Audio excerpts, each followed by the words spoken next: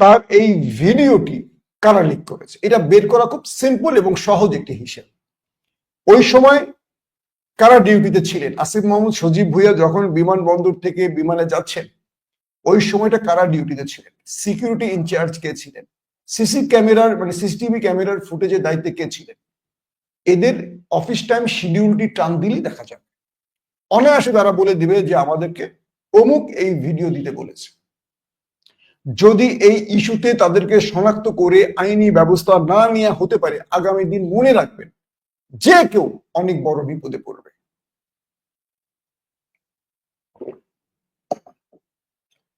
কেন যেন মনে হয় আমাদের দেশের ইন্টেলিজেন্স, আমাদের দেশের নিরাপত্তায় কাজ করছে না, তারা যেন ভিনদেশীদের হয়ে কাজ করছে। আমার সন্দেহ হচ্ছে এরকম। আমি সন্দেহের কথা বলছি, কনফার্ম আমি বলবো না তাদেরকে। আমি বিশ্বাস করি তাদের মধ্যে দেশপ্রেম আছে। আমার কাছে আরো মনে হয় আসিফ মাহমুদ সজীব ভুঁইয়ার উপর রাগ আছে, কারো কারো রাগ আছে। কারণ তিনি বলেছিলেন একজন উর্দিওয়ালা, তিনি ডক্টর ইউনূসকে চাননি যে তিনি প্রধান উপদেষ্টা হন। যখন ছাত্ররা চাপ দিয়ে দাবি আদায়ে বাধ্য করেছে এবং প্রধান উপদেষ্টা ডক্টর মোহাম্মদ ইউনূস হয়েছে, তখন সেই উর্দিওয়ালা বলেছিলেন বুকে পাথর চেপে আমি মেনে নিলাম এই সিদ্ধান্ত, বুকে পাথর চেপে। এবং এটি আসিফ মাহমুদ সজীব ভুঁইয়া একটি টেলিভিশন ইন্টারভিউতে বলেছিলেন। এটা হলো আসিফ মাহমুদ সজীব ভুঁইয়া সেই প্রতিশোধ। পিনাকি ভট্টাচার্য উক্ত সাংবাদিককে বলেন কচুক্ষেতি।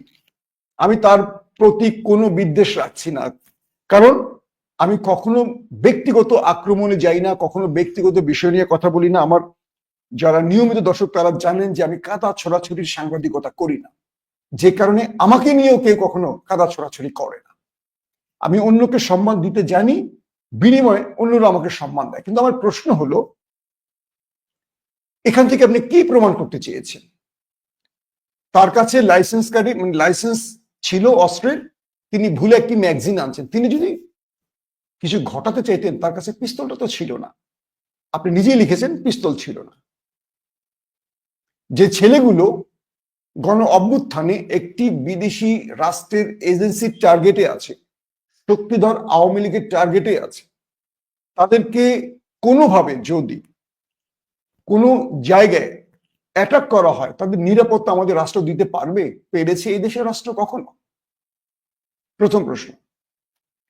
দ্বিতীয় প্রশ্ন হলো, যেই বৈষম্য বিরোধীদের উপর একাধিকবার আক্রমণ হয়েছে, টার্গেট কিলিং হয়েছে, তারা যদি বৈধ উপায়ে অস্ত্র রাখতে চায় এটা কি অন্যায় হবে? 3 নম্বর প্রশ্ন। যেভাবে আমাদের দেশের গোপন তথ্য, সেন্সিটিভ ফুটেজ বিদেশে কোনো সাংবাদিকের কাছে চলে যেতে পারে যিনি বাংলাদেশের সাংবাদিক নন, বাংলাদেশে কোনো গণমাধ্যমেও কাজ করেন না, বাংলাদেশে তার সাংবাদিকতার কোনো হিস্ট্রি আমার জানা মতে নেই যে তিনি সাংবাদিকতা করছেন বা কি, তিনি ফেসবুকে লিখছেন বা বাইরে। তবে আমি জানি তিনি ইসরায়েলের কোনো গণমাধ্যমে কাজ করেন। তো এমন একজন ব্যক্তিকে যদি এই তথ্য আমাদের দেশ থেকে দেয়া হতে পারে, তাহলে আসিফ মাহমুদকে একটি পিস্তল না, তাকে 10টা কামান, মিসাইল, তাকে আমি মনে করি পারমাণবিক বোমা নিয়ে চলাচল করতে হবে। কারণ নিজের দেশের নিরাপত্তা বাহিনী যখন নিজের দেশের উপদেশের ফুটেজ বিদেশে লিক করে দেয়, তখন সেই দেশে আমাদের উপদেশটা দেখে নিরাপদ? এই উত্তরটি খুঁজতে হবে। এখন আপনি বলবেন ভাই আপনি তো আসিফের পক্ষে বলছেন। ভাই একটি কথা মনে রাখবেন, আসিফ নাহিদদের জন্য এই যে আমি বসে কথা বলছি, আসিফ নাহিদদের জন্য আজকে আমরা বুঝতে পারছি বাংলাদেশে নির্বাচন হবে।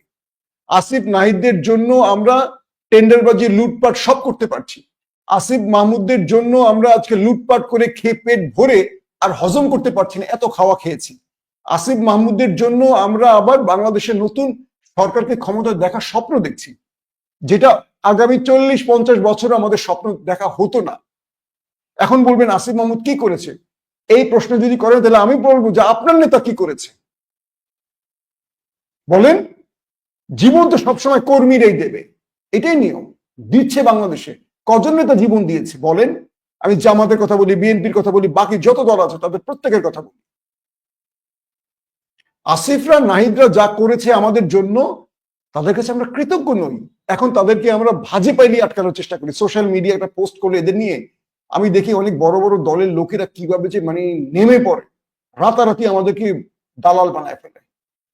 ভাই, আজকে কতদিন বাংলাদেশ স্বাধীন হয়েছে? 5 তারিখের পর।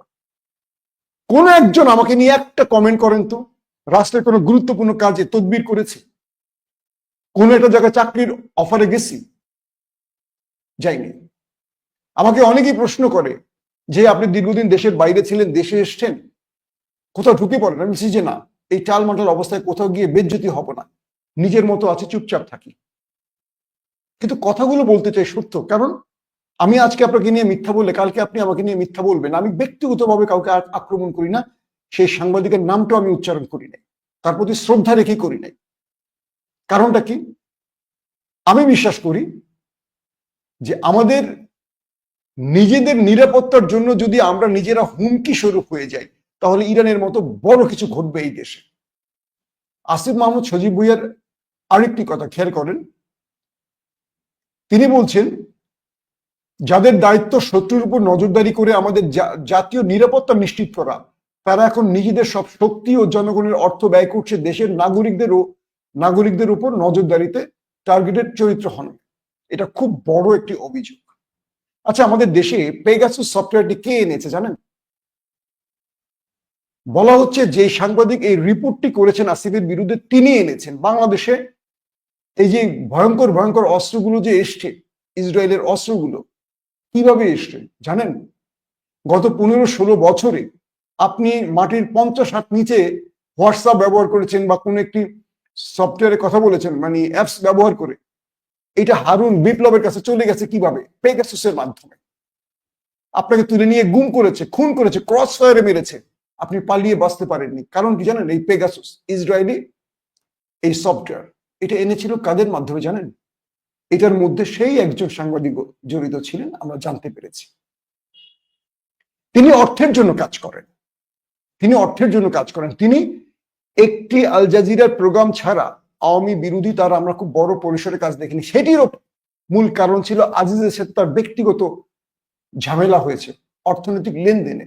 দীর্ঘদিন এক প্ল্যাটফর্মে কাজ করেছেন, যখন ভাগ বাটোয়ারার সমস্যা হয়েছে তিনি তার বিরুদ্ধে কাজ করেছেন। বিষয়টা হলো এইরকম।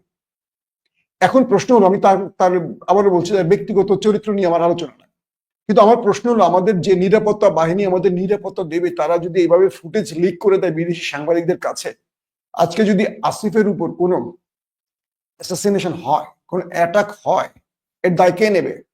আমাদের সেই এজেন্সিকে নিতে হবে। আমি আসিফকে একটি কথা বলবো, খুব বিনয়ের সাথে বলবো, ভাই, আপনি রাষ্ট্রের একটা গুরুত্বপূর্ণ পর্যায়ের বা পদে বসে আছেন, আপনি যদি অসহায় হন, আমাদের কি অবস্থা? যদি জীবন বাজি রেখে ফ্যাসিস্ট হাসিনাকে দেশ ছাড়া করতে পারে, তাহলে দেশের ভেতরে হাসিনার যে দোসররা প্রেতাত্মারা বসে আছে, তাদের চিহ্নিত করে দেশ ছাড়া করেন অথবা আইনের আওতায় আনার চেষ্টা করেন। আমরা আপনাদের পাশে আছি। আর যদি না পারেন, বিনয়ের সাথে বলবো, পদটা ছেড়ে দেন। যেই পদে বসে কিচ্ছু করতে পারবেন না, নিজেকে নিজে নিরাপদ রাখতে পারবেন না, সেই পদ আপনাদের জন্য নয়। মনে রাখবেন, এই দেশ সেই ভয়ঙ্কর কালো থাবাগুলো আবারও গ্রাস করবে। আপনারা হাসিনাকে সরিয়েছেন, কিন্তু হাসিনার প্রেতাত্মারা বাংলাদেশের প্রতিটি রন্ধে রন্ধে বসে আছে, তাদের কিচ্ছু করতে পারছেন না। কেন এত অসহায়? কেন? যদি অসহায় হন, তাহলে জনগণকে নিয়ে আবার দাঁড়ান, ক্যাবিনেট থেকে নেমে আসেন, সচিবালয় থেকে নেমে আসেন, জনগণকে পাশে নিয়ে আবারও প্রতিবাদ করেন। বাংলাদেশে নতুন ইতিহাস তৈরি হোক। আমরা আপনাদের পাশে আছি, তার মানে আপনার দলের না। আমরা আপনাদের পাশে আছি কেন? আপনারা আমাদেরকে স্বপ্ন দেখাচ্ছেন নতুন বাংলাদেশের। আপনারা ফ্যাসিস্ট মুক্ত করেছেন, আপনারা এ জাতির কিংবদন্তি, কেউ মানুক আর না মানুক। আমি যেই রাজনৈতিক আদর্শেরই হই না কেন, আমি আপনাদেরকে বলবো এই দেশের জীবন্ত কিংবদন্তি। নতুবা এই দেশের যে রাজনৈতিক দলগুলো ছিল, কারো পক্ষে শেখ হাসিনার মস্তক থেকে তাকে সরাবার সামর্থ্য ছিল না।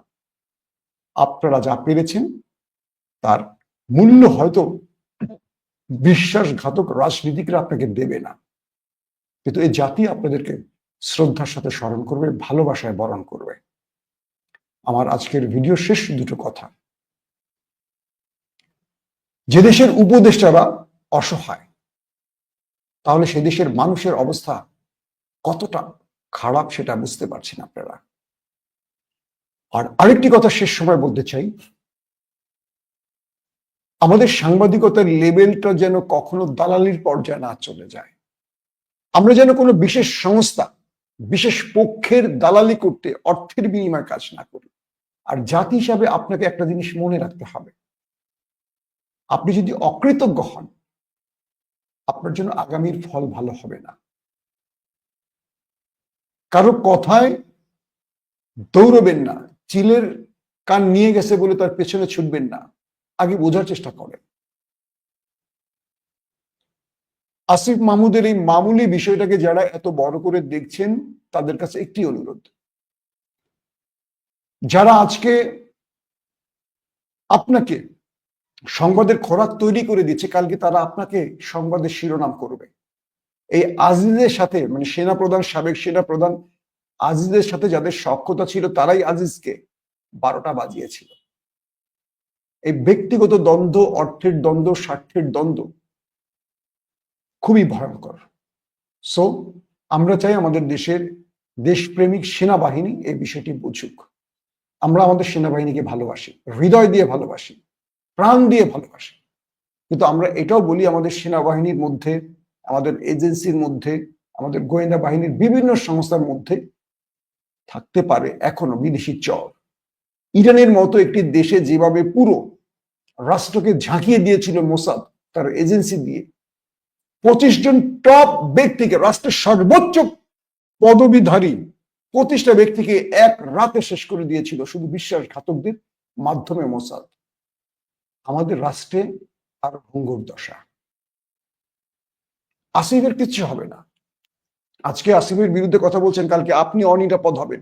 কালকে যদি বাংলাদেশের মস্তদে আমাদের প্রিয় দেশ নায়ক তারেক রহমান বসেন, তার জন্য এরা হুমকি হবে। মনে রাখবেন, আসিফ তো চলে যাবে আগামী কয়েক মাসের মধ্যেই, কিন্তু রাষ্ট্র যদি অরক্ষিত থাকে, কালকে আপনার নেতা, আমার নেতা, কালকে আপনি, আমি, আমার পরিবার অনিরাপদ হয়ে যাব।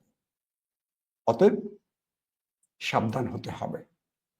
আমি বলবো সরকারকে দ্রুত সময়ের মধ্যে আইনি ব্যবস্থা নিতে। কারা এই ফুটেজ ক্লিক করেছে, কারা এই ফুটেজ ভিনদেশি কারো হাতে তুলে দিয়েছে, আগামীতে যদি কোনো বড় ধরনের ঘটনা ঘটে, ধরে নিতে হবে আমাদের নিরাপত্তা বাহিনী এ কাজে জড়িত।